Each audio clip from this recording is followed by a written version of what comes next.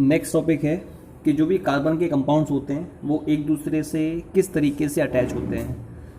जो कार्बन के कंपाउंड्स हैं या जो भी ऑर्गेनिक कंपाउंड्स होते हैं उनमें कार्बन एटम्स आपस में एक दूसरे से अटैच होते हैं, either in the form of straight chain, या तो स्ट्रेट चेन में, और इन the form of branched chain, या फिर ब्रांच्ड चेन के फॉर्म में, और इन the form of cyclic structure या साइक्लिक फॉर्म। जो भी कार्बन एटम्स होते हैं किसी भी ऑर्गेनिक कंपाउंड में वो आपस में एक दूसरे के साथ अटैच होते हैं, या तो स्ट्रेट चेन के फॉर्म में, या ब्रांच चेन के फॉर्म में, या साइक्लिक स्ट्रक्चर के फॉर्म में। जैसे मैंने ये माना कोई कंपाउंड है उसमें 4 कार्बन एटम्स पाए जा रहे हैं, 4 कार्बन एटम्स पाए जा रहे हैं, तो वो चारों कार्बन एटम्स या तो आपस में एक दूसरे के साथ स्ट्रेट चेन में अटैच होंगे, या 3 कार्बन एटम्स स्ट्रेट चेन में अटैच होंगे, एक ब्रांच चेन में अटैच होगा, या चारों के चारों कार्बन एटम्स साइक्लिक स्ट्रक्चर के फॉर्म में अटैच होंगे, या 3 कार्बन एटम्स बनाएंगे साइक्लिक स्ट्रक्चर और एक कार्बन किसी भी इस साइक्लिक कार्बन के किसी भी कार्बन से अटैच हो जाएगा। ठीक है। अब अगर कंपाउंड में जो कार्बन एटम्स हैं, जो भी आपके कार्बन एटम्स अटैच्ड हैं, अगर वो सारे के सारे साइक्लिक, अगर वो सारे के सारे स्ट्रेट चेन के फॉर्म में अटैच हैं, स्ट्रेट चेन के फॉर्म में अटैच हैं, सपोज जैसे हमने यहाँ पर ये मान लिया 4 कार्बन है, चारों कार्बन स्ट्रेट चेन में अटैच हैं, तो हमें ये देखना होगा यहाँ पर हर एक कार्बन की वैलेंसी सेटिस्फाई है या नहीं। हम जानते हैं कार्बन की वैलेंसी 4 होती है, तो 4 में से एक वैलेंसी इस कार्बन से सेटिस्फाई है, और जो बची हुई वैलेंसी है, 4 जो वैलेंसी बची है, उन चारों बची हुई वैलेंसी से हम यहाँ पर हाइड्रोजन लगाएंगे। तो यहाँ पर 4 वैलेंसी में से एक वैलेंसी सेटिस्फाइड है, 1 2 3 जो रिमेनिंग वैलेंसीज हैं उनसे हम 3 हाइड्रोजन लगा देंगे। ऐसे यहाँ पर ये कार्बन है, इसकी 2 वैलेंसी सेटिस्फाई है, 2 बॉन्ड बना रहा है ये कार्बन, तो 2 वैलेंसी बची है ना, तो बची हुई वैलेंसी को हम सेटिस्फाई करते हैं with the help of hydrogen. मतलब यहाँ पर आप 2 हाइड्रोजन लगाएंगे। The same thing will be here also. यहाँ पर भी 2 वैलेंसी सेटिस्फाइड है, 2 बची हुई वैलेंसीज हैं, we have to satisfy them with the help of hydrogen. इस कार्बन की एक वैलेंसी सेटिस्फाई है, 3 बची हैं, तो 3 बची हुई वैलेंसी से हम 3 हाइड्रोजन लगाएंगे। So this is said to be the straight chain structure of 4 carbon containing alkane which is called as butane. इसको ऐसे भी दिखा सकते हैं, ये कार्बन है, इस कार्बन से 1 2 3 हाइड्रोजन अटैच हैं, so we can write CH3 single bond. Second carbon से 2 हाइड्रोजन अटैच हैं, तो इसको लिख दिया CH2 सिंगल बॉन्ड। तीसरे कार्बन से भी 2 हाइड्रोजन अटैच्ड हैं, तो CH2, और चौथे कार्बन से 3 हाइड्रोजन अटैच हैं, we are writing them as CH3। किसी भी कंपाउंड में अगर चारों के चारों कार्बन एटम्स है, जितने भी कार्बन एटम्स हैं, अगर वो सारे के सारे स्ट्रेट चेन में होते हैं तो उसको बोलते हैं नॉर्मल कंपाउंड, नॉर्मल एल्केन। क्योंकि 4 कार्बन कंटेनिंग एल्केन, इसको ब्यूटेन कहते हैं, तो इस कंपाउंड का नाम हो जाएगा एन ब्यूटेन। यहां पर एन शब्द तब लगाते हैं जब किसी भी कंपाउंड में जितने भी कार्बन है अगर वो सारे के सारे कार्बन एटम्स स्ट्रेट चेन में अटैच हों, तो उस कंडीशन में हम यहां पर एन यूज करते हैं। ठीक है। अब इसी तरह से second one is branch chain. Second possibility is किसी भी कंपाउंड में कार्बन एटम्स स्ट्रेट चेन के साथ साथ ब्रांच चेन में भी अटैच हो सकते हैं। जैसे मैं इस कार्बन की बात करूं, इस कार्बन से ये कार्बन स्ट्रेट चेन में, ये भी स्ट्रेट चेन में है, लेकिन ये वाला कार्बन इससे ब्रांच चेन में है। अब क्या करेंगे हम देखेंगे कार्बन की वैलेंसी 4 होती है, 4 में से इस कार्बन की कितनी वैलेंसी यहां पर सेटिस्फाई है with the help of the other atoms. Only 1 valency is satisfied. जो बची हुई वैलेंसी से कितनी वैलेंसी बची है? 3, 1 2 3 वैलेंसी बची हैं, उनको करेंगे satisfy with the help of hydrogen. आप यहां 3 हाइड्रोजन लगा दोगे। ऐसे इस कार्बन को देखो, 1 2 3 वैलेंसी सेटिस्फाई है वैलेंसी होती है 4, तो चौथी वैलेंसी से हम यहां पर H लगा देंगे। इस कार्बन में only 1 valency satisfied, 3 valencies are remaining, we have to attach 3 hydrogen atoms. एक वैलेंसी सेटिस्फाइड है, 3 बची हैं वैलेंसी, तीनों बची हुई वैलेंसी से हम 3 हाइड्रोजन लगा देंगे। ठीक है। और you can also write it like this. ये कार्बन है, इस कार्बन से 3 हाइड्रोजन अटैच हैं, CH3 इससे अटैच है ये कार्बन, इस कार्बन से अटैच है H सिंगल बॉन्ड, इस कार्बन से अटैच है CH3 ये CH है, इससे अटैच है CH3। ठीक है, कितने कार्बन है? 4 कार्बन। 4 कार्बन कंटेनिंग जो एल्केन होता है उसको बोलते हैं ब्यूटेन। ये ब्यूटेन है। ब्यूटेन में और इस कंपाउंड का जो कॉमन नेम होता है उसको बोलते हैं आइसोब्यूटेन। आइसो शब्द कब यूज करेंगे? जब किसी भी कंपाउंड में एक एंड पर ये ग्रुप पाया जाए, CH, CH3, CH3। अगर कहीं पर किसी कंपाउंड में एक एंड पर ये ग्रुप हो, CH, CH3, CH3, इसको कहते हैं हम आइसो ग्रुप। तो हम आइसो शब्द यूज करते हैं। तो यहां पर आपने देखा इस एंड पर भी यही ग्रुप पाया जा रहा है, CH, CH3, CH3, इसमें भी CH, CH3, CH3 है। इस कंपाउंड का नाम होता है आइसोब्यूटेन। साइक्लिक स्ट्रक्चर की बात अगर की जाए तो इसमें आपने देखा 4 कार्बन का जो तीसरा अरेंजमेंट है, तीसरी पॉसिबिलिटी है कि कार्बन एटम्स आपस में एक दूसरे के साथ साइक्लिक स्ट्रक्चर बनाए। यहां पर चारों कार्बन एटम्स साइक्लिक स्ट्रक्चर के फॉर्मेशन में इन्वॉल्व है। इस कंपाउंड में 3 carbon are involve in the formation of cyclic structure, जबकि एक कार्बन ब्रांच चेन बना रहा है। अगर मैं इस कार्बन की बात करूं, 2 valencies are satisfied, 2 are remaining, तो 2 बची हुई वैलेंसी को हम अटैच करेंगे 2 हाइड्रोजन।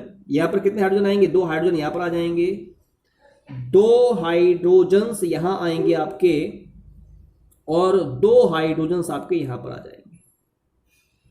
तो आपने देखा इस कंपाउंड में 4 कार्बन हैं, चारों कार्बन के बीच में सिंगल बॉन्ड है, तो ये हो गया ब्यूटेन। और इस ब्यूटेन में चारों के चारों कार्बन एटम्स साइक्लिक स्ट्रक्चर में के फॉर्म में प्रेजेंट है, इसका नाम हो जाएगा साइक्लोब्यूटेन। ठीक है, अब देखो इस कार्बन की बात करें, इसकी एक वैलेंसी सेटिस्फाइड है। How many valencies are remaining? 3। तो 1, 2 and 1, 3। We can write it like this. ठीक है, इसकी 1, 2, 3 वैलेंसी सेटिस्फाइड है, एक बची हुई वैलेंसी है तो H लगा दीजिए। यहां पर 2 valencies are satisfied, 2 are remaining, 2 hydrogen लगाओ यहां पर भी 2 वैलेंसी सेटिस्फाइड है, 2 बची हुई वैलेंसीज हैं, तो 2 हाइड्रोजन हम लगा देंगे। और we can also write it like this, ये CH2 सिंगल बॉन्ड CH2, इस CH2 से क्या अटैच है? CH है। इस CH2 से ये CH अटैच है, और इस कार्बन से क्या अटैच है? CH3। तो इसका नाम हो जाएगा मिथाइल साइक्लोप्रोपेन, ये इसका नाम हो जाएगा। ठीक है, अगर मैं इस कंपाउंड की बात करूं, इस कंपाउंड को कैसे लिख दोगे आप? ये CH2 है, CH2, इस CH2 से अटैच है एक और CH2, इस CH2 से अटैच है एक और CH2, इससे अटैच है एक और CH2, और ये भी CH2 है। तो ये और ये कंपाउंड सेम है। ठीक है, so we can say that जो भी कार्बन एटम्स होते हैं वो आपस में या तो स्ट्रेट चेन में अटैच होंगे, या ब्रांच चेन में अटैच होंगे, या साइक्लिक स्ट्रक्चर का फॉर्मेशन करेंगे। ये मैंने आपको इसके बारे में थोड़ा सा डिस्कस किया है। अब इसके बाद अगर हम यहां पर ऑर्गेनिक कंपाउंड्स की बात करते हैं, जो भी आपके ऑर्गेनिक कंपाउंड्स होते हैं, अगर आप उनको रिप्रेजेंट करना चाहते हैं, there are 4 ways in which organic compounds can be represented. Out of them the first one is said to be molecular formula. molecular formula का मतलब है किसी भी कंपाउंड में कुल जितने भी एलिमेंट्स प्रेजेंट हैं, अगर हम उन total number of atoms of each element को रिप्रेजेंट करते हैं in the form of formula, then it is called as its molecular formula. So molecular formula represent the total number of atoms of each element. किसी भी compound में हर element के जितने भी atoms हैं, अगर आप उन सभी एटम्स को रिप्रेजेंट करते हैं in the form of formula, then it is called as its molecular formula. जैसे ब्यूटेन की बात की जाए, ब्यूटेन में 2 प्रकार के एलिमेंट होते हैं, एक कार्बन और एक हाइड्रोजन. कार्बन के 4 एटम्स इसमें पाए जाते हैं ब्यूटेन में, जबकि हाइड्रोजन के 10 एटम पाए जाते हैं. तो आपने इन सभी एटम्स को रिप्रेजेंट किया है फॉर्मूले में, it is called as its molecular formula. ठीक है, तो ये मॉलिक्यूलर फॉर्मूला हो जाएगा ब्यूटेन का. एक होता है कंप्लीट स्ट्रक्चरल फॉर्मूला. अगर आप किसी भी पर्टिकुलर मॉलिक्यूल में, जैसे मैं ब्यूटेन का एग्जांपल ले रहा हूं, उसमें जितने भी एटम्स हैं उन सभी को रिप्रेजेंट करें इन the form of their symbol. जैसे यहां पर 4 कार्बन है, 1 2 3 4 कार्बन को आपने रिप्रेजेंट कर दिया, और इनसे जितने भी हाइड्रोजन अटैच्ड हैं, अगर उनको भी आप रिप्रेजेंट करें इन द फॉर्म ऑफ बॉन्ड्स के फॉर्म में, मतलब ये हाइड्रोजन किस कार्बन के साथ अटैच हैं, कुल कितने बॉन्ड बना रहे हैं, उसके फॉर्म में रिप्रेजेंट करेंगे। It is called as its complete structural formula. मैं एग्जांपल लेता हूं, कार्बन वैलेंसी होती है 4, एक वैलेंसी यहां सेटिस्फाइड है, कितनी वैलेंसी बची हुई है, 3 वैलेंसी बची हुई है, तो हम 3 हाइड्रोजन यहां पर लगा देंगे। ये कार्बन 2 वैलेंसी सेटिस्फाइड है, 2 are remaining, we have to attach 2 hydrogens. 2 valencies are satisfied, 2 are remaining, 2 more hydrogens are suppose to be attached. एक वैलेंसी सेटिस्फाइड है, 3 बची हैं, तीनों को आपने अटैच कर दिया with the help of hydrogen. तो आपने इस कंपाउंड में कुल जितने एटम्स पाए जा रहे हैं कार्बन के, हाइड्रोजन के, उन सभी को आपने बॉन्ड्स के फॉर्म में रिप्रेजेंट किया है। And this specific formula is called as complete structural formula.